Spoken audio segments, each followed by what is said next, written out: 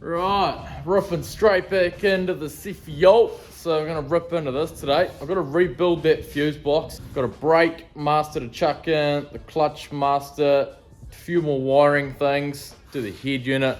Need to chuck the alternator or the starting charging loom on, and also the fuel hanger needs to go back in. What I'd like to do is start piecing that back together, because obviously this is a crucial component that is currently in bits, and I really need this complete to start it up. Got some relays, fuse cover, fuse block in the underside. But what's super cool is what's in the bottom of the box. Mayhem ink. Whew. Bit of a throwback. Obviously, Jared doesn't post anymore, or Jared and Gaz and all that. See, Sam and Josh own 57D Performance up north. They're doing pretty well. Jared's over in Australia now with Gaz as well. Jared's doing a four-wheel drive business, Exodus Industries, I think it is. And not really sure what Gaz is doing. I caught up with them at Queensland Raceway last year. They seem to be enjoying themselves, but don't really seem to post anymore, which is a bit of a shame, but I'm sure you guys remember all those years ago. It was pretty mean to come home and watch them. Gone are the days anyway. But, yeah, throw this back together. Looking better, fuses in, everything's mounted in. Re-tap that to mount it, that is all G's. Sorted.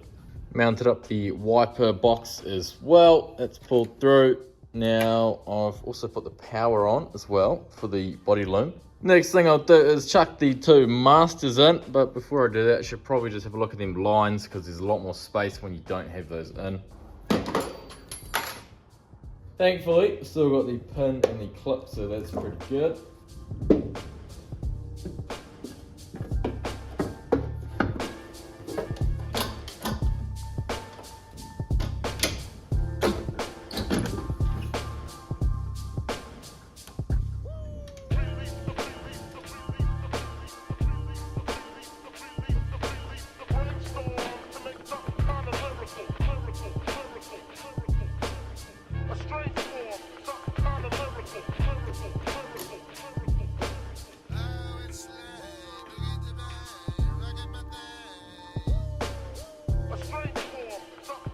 Got one of these bad boys to go on. Got an FPR 1200. She's a bit overkill, but she'll do the job.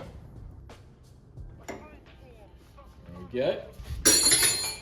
Another brand new in the bag component. Clutch slave. Chuck that on.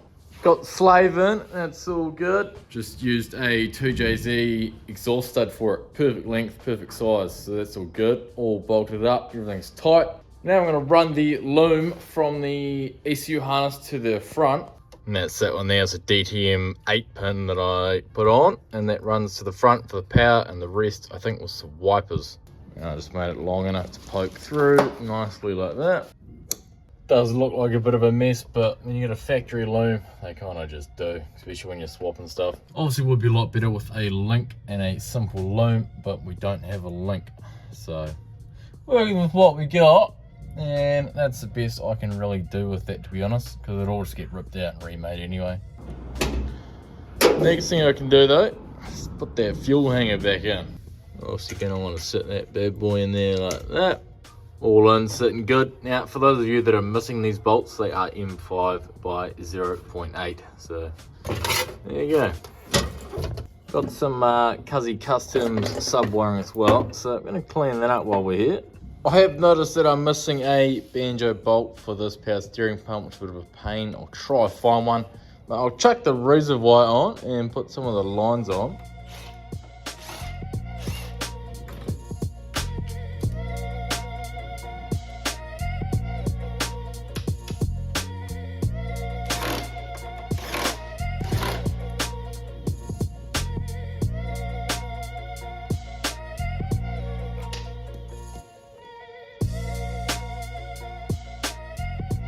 This alternator loom's got to go on as well, so I'll just poke that down there.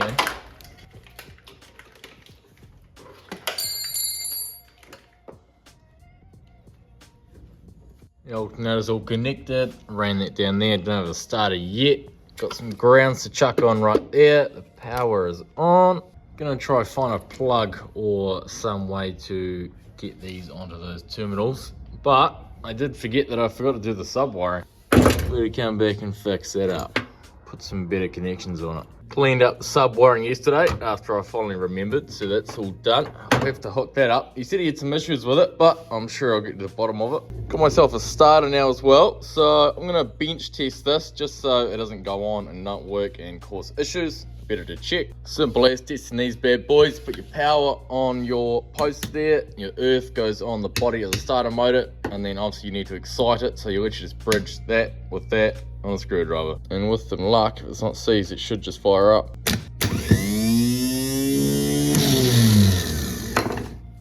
Perfect.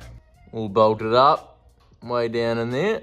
That is the majority of the wiring done for this. So we found the MAF as well, and that does have a pigtail, so I was right about that. I believe it's like a 7 or 8 pin 35 GTR MAF connected to a 3-pin Sumitomo. So that's good. Brother Bill is gonna order some aluminum unwelded donuts. He's gonna weld them himself and then do the fabrication. So I fit the GTR cooler up last night. We did some mocking up. And obviously since he is a good welder, he can just weld them himself, do it for the cheap, easy stuff. And then we can get all the fab done and then just continue from there. Have the full exhaust too, so we're gonna have to pick that up and bring that around at some point. Might do some wiring. Now, I have been meaning to fix that head unit wiring up. It's pretty bad. Got this old trusty Pioneer. Now, this is the wiring in question. Just like the alarm system. Look at that. That's fully custom, my bro. Cut that down as minimal as possible on the plug side, and then over here and rejoin it properly with crimps and heat shrink, as you should be doing. Took a bit of effort, but we got there. Heat shrink looks a bit bulky because I used a sized up. I actually ran out of my thin stuff, but yeah, that's all good. And then I've got the remote for the sub, and then the earth. That's got its own little ground ring. The scary first power up is inbound. Got my big battery there, and we'll see if the head unit works and see if anything goes wrong. Just chucked a jumper cable ground to the motor from the body, and I'll throw the cluster in as well, see what lights up and, well, what doesn't. The relays are clicking over there, so that's all good, but yeah, I'll chuck that in too. Well, I didn't have anything on the cluster, so I was like, shit, I better do some probing. I got some good power down there, good power everywhere, and I was like, I'll check the fuse box. Well, if you look on there and you got the ignition switch and main and all that, you don't have one. I think it'd be a lucky bastard if I had some in my big box of fuses. I might do, but if not, might have to be a bit rough and bridge them. I've got another box somewhere, but I think these are my big ones. I've got a 60 amp and a 40. They might do to power it up. I can get a 30 amp ignition fuse in there, that works. But I don't have one big enough for the main, so I'll do some digging around. Might get me somewhere. I've got a 60 amp one, I ripped the casing off it, and I'll hope for the best. Now we're hissing, so that is the ignition switch 30 and the main 75. So I've got a 30 and a 60. Obviously there's no real load on it because I'm only just kind of powering it up, so that shouldn't blow. If it does, there is a short. Another way to tell would obviously be the immediate draw you have when you put it on the battery, the post. A little bit, not crazy. You always have a little bit of sparks for things like that. Now that is battery power clock, so that'll always want power. Things like lights inside and random things, radio. So yeah, that's where it truly gets scary. Now you know it will power on. Idiot. Alright, we got relays clicking. Cool. Fuel pump primes. Just unplug that pump. Don't want that running dry.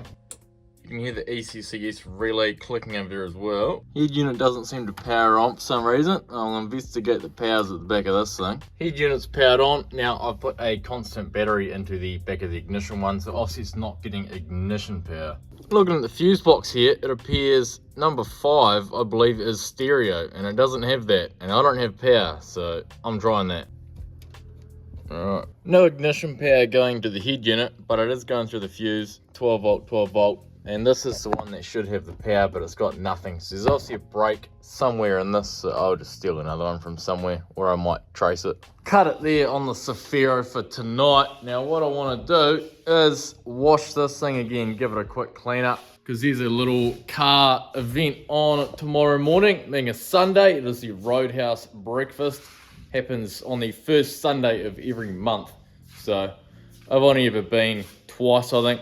One with Nick and his HSV when we did a cannonball run up from Timaru, and one other time pulled up in an RX4 with Dan. But yeah, give it a clean up, take it outside. It is freezing right now, so I'll make it a quick one and then drag it inside and do some filming tomorrow, I suppose.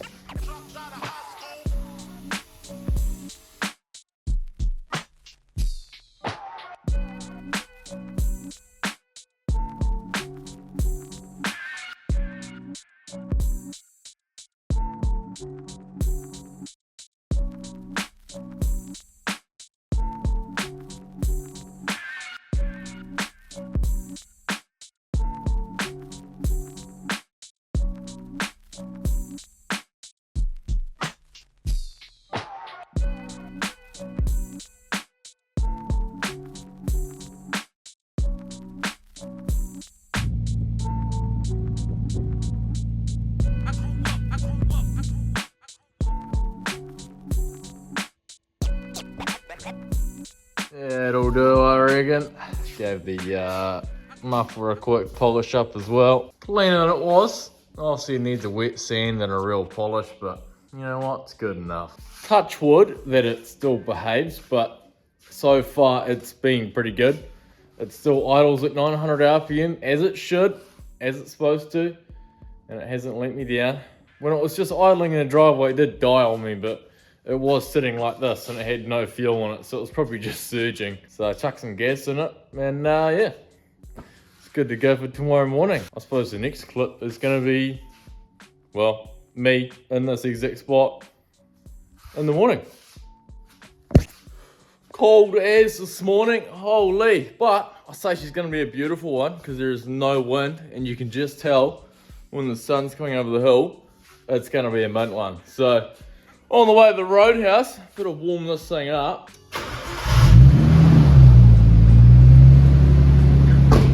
Much better, no 2000 idle, what we love. So let this thing warm up for a bit, and then get some cruise out. There is a pre-meet down at the train station, so might head there first, why not? A few of the Nelson guys are coming over, so it should be a pretty big turnout. And yeah, it should be good. A few roaders there, the Skylines and probably the old Jay-Z and whatnot, the old classics. So try and film everything and show it all off, and yeah, see how it goes.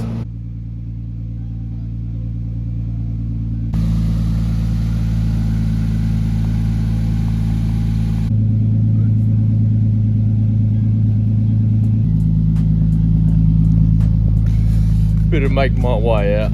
Might be a tad early, but doesn't hurt.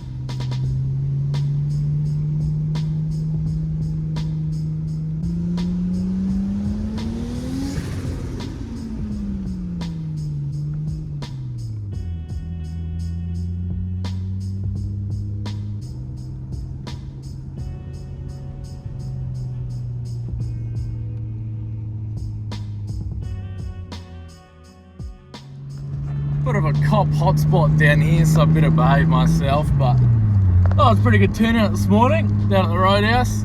Everyone went out to Picton, but I didn't go originally. I went out to get some groceries and then decided to come out here and pass everyone on the way here. So missed it all, but still a beautiful day.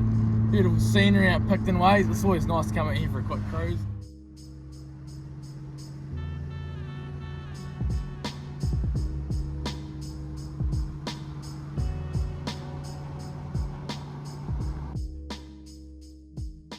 Pretty good turnout yesterday, I reckon. It was a beautiful day. Lots of cars out there to look at. A few I've seen before, a few I don't recognise. All in all, quite a good turnout actually for the Sunday.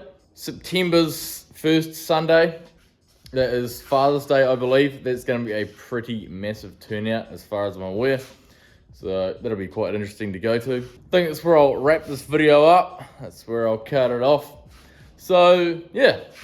Not much else to do in the meantime. I'm going to sort my TPS out off camera because I noticed when I was driving, sometimes it would intermittently just cut out.